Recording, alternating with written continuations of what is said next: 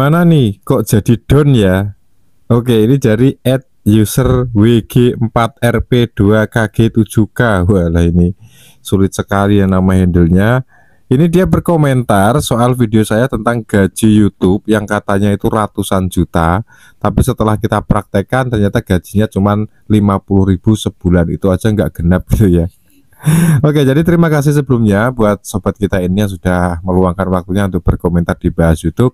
Jadi apa yang saya sampaikan kepada kalian, apa yang saya tunjukkan kepada teman-teman semua terkait gaji saya dari YouTube, ya memang begitu adanya teman-teman. Ya memang segitu gitu. Kalau mungkin kamu pernah lihat itu ya thumbnail atau sampul cover YouTube itu yang cuman bikin konten beginian gaji ratusan juta per bulan, gaji puluhan juta per bulan, itu kok bagi saya pribadi saya nggak percaya seperti itu ya. Ya mungkin adalah 1-2 orang yang berhasil seperti itu, akan tetapi berdasarkan pengalaman saya pernah mencoba apa yang ditutorialkan seperti itu dan nyatanya itu nggak segampang itu, tidak semudah itu Ferguson. Itu mungkin suatu istilah atau ungkapan yang tepat ya, karena ya gimana teman-teman ya, yang sudah saya alami itu ya begitu gitu. Contohnya setting video seperti ini, maka video kita tidak sepi lagi. Setelah kita coba ya akhirnya nggak rame, sama aja, penonton kita ya segitu-gitu aja. Ya itulah teman-teman, ini sudah saya bahas juga di video sebelum ini mungkin ya. Jadi kita itu harus gimana teman-teman, harus berpikir lebih jauh lagi ya. Kalau misalkan semua trik atau tips atau metode-metode yang disampaikan oleh teman-teman semua yang mungkin kalian juga pernah menontonnya itu merupakan sesuatu rahasia, sesuatu yang ampuh gitu ya, harusnya kan ya sukses semua gitu ya, nggak ada lagi video yang sepi, semuanya harusnya rame.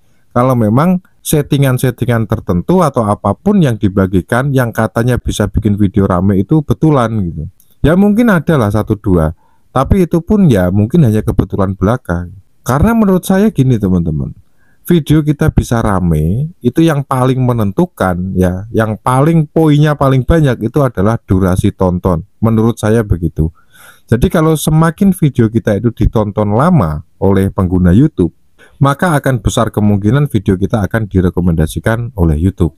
Dan sebaliknya, apabila misalnya video kita itu durasinya 8 menit, orang nonton 1 menit lalu skip, nah itu ya sama aja gitu, sama aja akan mengurangi rekomendasi YouTube untuk video kita itu. Kenapa Bang? Ya karena YouTube menganggap video itu berarti tidak bagus atau tidak menarik atau tidak layak direkomendasikan. Kenapa? Karena dari sekian penonton yang ngeklik video itu, ternyata mereka hanya menonton kurang dari 1 menit. Yang lebih dari 1 menit aja itu masih belum dapat rekomendasi kok ya, apalagi yang nontonnya itu cuman di bawah 1 menit. Nah itu sama aja akan gimana teman-teman ya, meskipun CTR atau rasio klik tayang ketika video kita atau thumbnail kita itu ditampilkan ke lebih banyak pengguna, ternyata banyak yang ngeklik, itu kan berarti CTR-nya tinggi kan.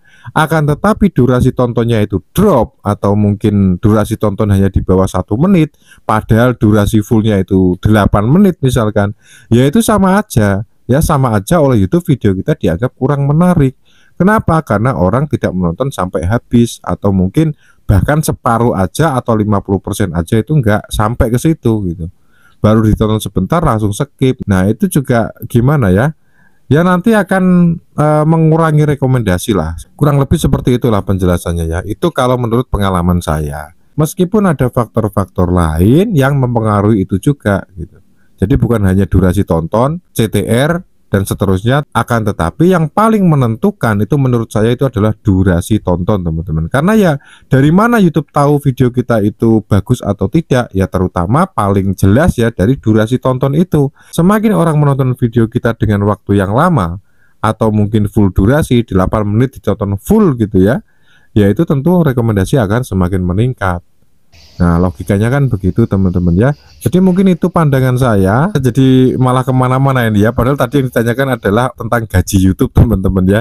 Ini kita malah kemana-mana melebarnya. Jadi dia itu katanya jadi down setelah tahu gaji YouTube yang sesungguhnya. Nah buat teman-teman ini nggak usah down gitu ya, ya memang itu kenyataannya gitu loh.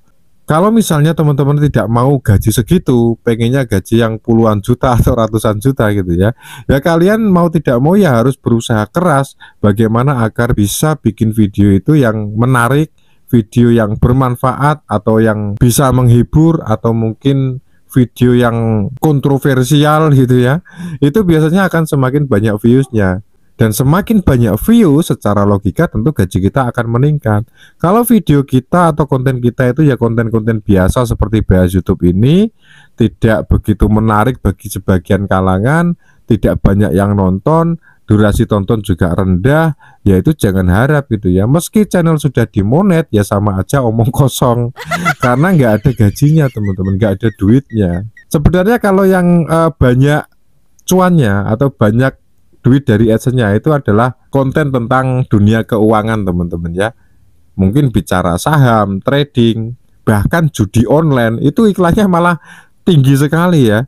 Akan tetapi teman-teman, khusus untuk yang satu ini ya, yang judi online ini ya lebih baik jangan gitu ya. Jangan bikin konten tentang judi online, apalagi memberikan tutorial-tutorial seperti itu ya, itu bahaya sekali. Kemarin juga sudah pernah saya posting itu ya, beberapa YouTuber yang tersandung masalah hukum karena dia mempromosikan judi online.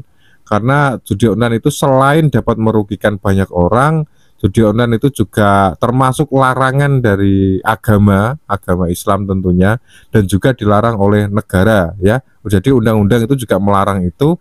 Jadi sebisa mungkin kita hindari yang namanya kerjasama atau apapun dengan situs judi online. Oke, jadi mungkin segitu aja pembahasan kita. Ini juga saya mohon maaf kalau jadi melebar kemana-mana, ya namanya narasi tanpa rencana ya, atau narasi tanpa teks ya seperti ini. Kalau kita nggak punya kisi-kisinya, nggak nyatet apa namanya itu, poin-poin inti yang mau disampaikan, ya begini akhirnya melebar kemana-mana. Sebetulnya kalau tidak ingin melebar ya kita harusnya catat sih ya, nanti yang kita sampaikan itu terkait ini itu kan enak kan sebetulnya. Tapi karena saya itu nggak mau ribet yang seperti itu, ya udah pokoknya ngalir aja lah. Karena fokus saya di sini adalah bikin konten. Soal nanti ada yang nonton atau ada yang subscribe atau enggak, itu sudah saya pasrahkan aja sama yang maha kuasa ya. Jadi pokoknya saya hanya berusaha agar bisa membuat video yang mengedukasi ataupun memberi manfaat kepada orang lain. Akan tetapi jikalau ternyata banyak orang yang tidak suka atau apapun, ya kedepannya mungkin saya akan berusaha lebih baik lagi sesuai kemampuan saya tentunya gitu ya. Jadi ya mudah-mudahan ini bisa menginspirasi teman-teman semua. Karena kita itu sebagai konten kreator, maka tugas kita hanyalah membuat konten ya. Soal view, subscriber, penonton dan seterusnya itu nggak usah terlalu kita pikirkan. Yang penting kita berusaha saja semampu kita, semaksimal sesuai skill kita. Kalau memang sudah mentok ya udah gitu aja gitu. Ya mau gimana lagi, ya memang bisanya begitu. Jadi ya udah gitu ya. Assalamualaikum warahmatullahi wabarakatuh.